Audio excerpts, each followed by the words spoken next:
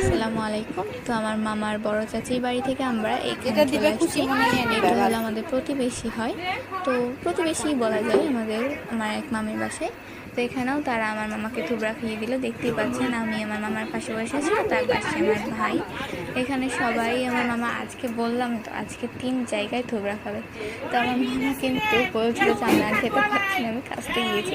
যদিও অল্প খায়, খুবই অল্প ও না, খেয়েছি মোটামুটি, তাও মামা কাছ থেকে আমি বলছি যে মেন দিন তাহলে কি করবা।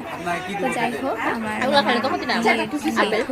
ভিডিওগুলো আপনাদের খাবার কেমন লাগলো অবশ্যই কমেন্ট করে জানবেন।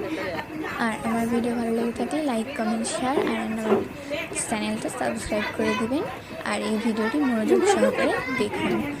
আরও কে কে খাওয়ায়, বেশ মজাই হচ্ছে কিন্তু।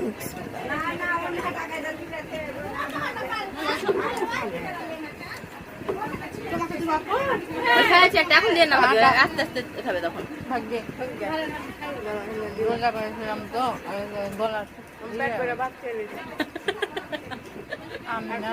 এই যে চলে এসছে আমাদের বিদেশি বিদেশে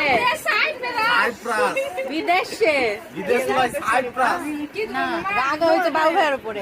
আপনার সাথে আমি কথা বলছি, আপনার এটা নিয়ে যাবে কেন? আমাকে এটা বলেন, আমাকে এটুকু বলেন। আপনি আমার ভাবি, আপনার সাথে আমি কথা বলছি, টেনে এখানে নিয়ে যাবে বলেন? আমার তো কিছুই বলার নাই, কিছুই করার নাই। আমি তো আপনার উপর রাগ করিনি। বিদেশি ও চলে এলো, বিসমিল্লাহ বলে। তো আজকের মতো এই পর্যন্ত। সবাই ভালো থাকবেন, সুস্থ থাকবেন। আল্লাহ হাফেজ, আসসালামু আলাইকুম।